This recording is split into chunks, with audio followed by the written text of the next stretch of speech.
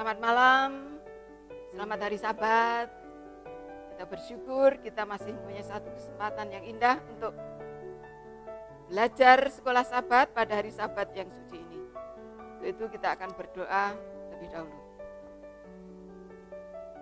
Maha besar Allah Bapa kami dalam surga, Allah yang kami sembah, kami puji dan kami muliakan, Allah yang maha kasih dan maha suci.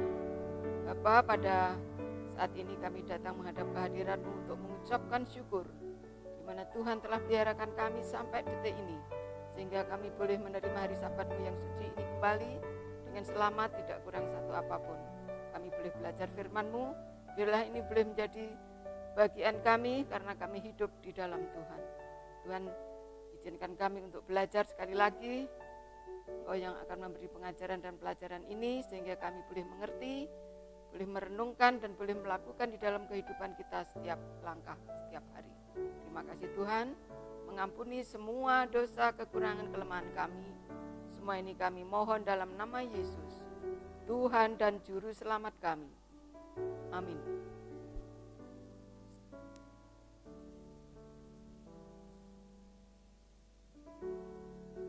Dari pelajaran 8 sampai ke 11, buku Yesaya memberikan pelajaran tentang Yesus Juru Selamat manusia. Kita akan bahas sedikit pelajaran hari-hari yang lalu. Allah dengan cuma-cuma menawarkan pengampunan dan keselamatan kepada umatnya. Bukan hal itu gratis baginya. Dia membelinya dengan harga mahal dan mengerikan. Dengan darah dan nyawanya yang diibaratkan menawarkan air dan gandum untuk diminum dan dimakan, yang telah dijanjikan waktu Adam jatuh ke dalam dosa. Rancangan Allah dan jalannya nampaknya sederhana, namun kita tidak dapat memahami. Keunggulan yang tak terbatas menjadikan kita untuk menerima pertolongannya dengan segala kerendahan hati. Bahwa pencipta seluruh alam dunia membungkuk menutupi keilahiannya, menjadi manusia yang mengalami penderitaannya sampai kepada kematiannya. Para malaikat rindu untuk mengetahui rahasia penebusan dan semua tidak ada yang bisa mengerti sampai kekekalan nanti. Namun kejahatan yang sudah kita lakukan diampuni dan kita bisa kembali ke surga. Apakah ini bukan misteri? Satu misteri yang kita sebagai umat manusia, bahkan malaikat tidak bisa mengerti sampai saat ini. Pada waktu hari Grafirat, kita harus betul-betul merendahkan diri, yang berarti untuk mengekspresikan rasa syukur dan terima kasih kepada Allah yang telah menyelamatkan. Jadi kita beragama bukan sekedar beragama, melainkan kita menunjukkan bahwa kita sungguh-sungguh menjadi pengikut Kristus, Juru Selamat pribadi kita masing-masing. Pada saat hari Grafirat, di mana pada saat sekarang ini hari penghakiman, dikatakan kita harus mengekspresikan rasa syukur dan terima kasih kepada Allah yang telah menyelamatkan kita dan bahkan telah mengampuni kita. Tuhan mencari jemaat yang mau mengkhotbahkan kebenaran Tuhan kepada dunia. Dia melakukan tindakan yang lebih berfokus pada tindakan rahmat-Nya, menolong, mengajar, menyembuhkan, memberi makan pada orang yang lapar. Demikian pula diharapkan kita sebagai pengikutnya, kita harus meneladani apa yang Tuhan telah lakukan pada waktu Dia di dunia ini. Yesaya 58 berhubungan dengan 3 tema. Yang pertama, penyangkalan diri. Yang kedua, kebaikan dalam sosial. Dan yang ketiga adalah Sabat.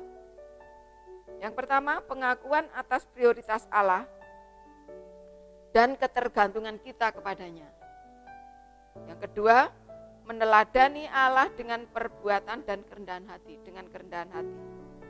Dan yang ketiga, berhenti pada hari Sabat sebagai tanda bahwa kita adalah umatnya dan Allah adalah Allah kita. Jikalau seperti itu pelajarannya, bagaimanakah kita merespon Dia yang sudah menang dari mengalahkan iblis? Dia tidak marah, dia tidak mengeluh dan melawan ketika disiksa. Sebab dia tahu kalau sampai dia mengeluh dan kalah dan menyesal dan kecewa, dia kalah dalam peperangan dengan setan. Untuk itu Tuhan sudah memenangkan peperangan itu. Kita sebagai umatnya adalah kita juga meneladani apa yang Yesus telah lakukan, yaitu penyangkalan diri dan rendah hati dan mengerti akan tugas kewajiban kita. Sebagai pendalaman, ada beberapa poin di sini. Yang pertama, tidak ada yang dapat melakukan kebajikan yang sesungguhnya tanpa penyangkalan diri. Hanya dengan kehidupan yang sederhana, penyangkalan diri, dan penghematan yang ketat memungkinkan kita untuk melakukan pekerjaan yang telah ditentukan kepada kita sebagai wakil-wakil Tuhan. Kesombongan dan ambisi duniawi harus disingkirkan dari hati kita. Dalam segala pekerjaan kita, prinsip tidak mementingkan diri yang dinyatakan dalam hidup Yesus harus dijalankan. Pada dinding rumah kita, di dalam lukisan-lukisan di dalam rumah kita, pada perabotan rumah tangga kita, kita harus membaca. Yang pertama, membawa ke rumahmu orang miskin yang tak punya rumah. Artinya kita menyediakan tempat tinggal untuk singgah, untuk bermalam orang-orang yang dalam perjalanan, yang tidak punya tempat, dan lain sebagainya. Rumah kita terbuka bagi semua, untuk saudara-saudara kita semua. Pada lemari pakaian kita harus terbaca tulisan seakan ditulis oleh tangan Allah, apabila engkau melihat orang telanjang supaya engkau memberi dia pakaian. Dan poin yang terakhir, di ruang makan, di antara meja makan yang penuh dengan makanan, kita harus melihat goresan supaya engkau memecah-mecahkan rotimu bagi orang lapar. Luar biasa pendalaman pelajaran sekolah Sabat ini, dan kita masuk dalam ringkasan. Di dalam Yesaya 55 dan 58, Nabi itu memohon kepada bangsanya untuk meninggalkan berbagai rancangan dan jalan-jalan mereka, lalu kembali kepada Allah yang memiliki gagasan yang lebih baik untuk kebahagiaan mereka. Dengan penuh rahmat ia mengampuni, namun ia juga menuntut agar yang sudah diampuni memiliki belas kasihan dan rahmat, selaras dengan roh hari pendamaian dan Sabat, karena karunia pengampunan dari Allah, jika benar-benar telah diterima, akan mengubah hati. Pelajaran sekolah Sabat yang begitu mengesankan di dalam pemikiran kita, di mana kita mendapatkan satu pengampunan, satu keselamatan dengan cuma-cuma. Tetapi Yesus untuk mendapatkan keselamatan kita, Dia sudah menjalani satu hukuman, siksaan, penderitaan yang luar biasa. Dia tidak mau mengeluh, dia tidak mau kecewa, dia tidak mau berbicara, karena dia mau memenangkan kita semua.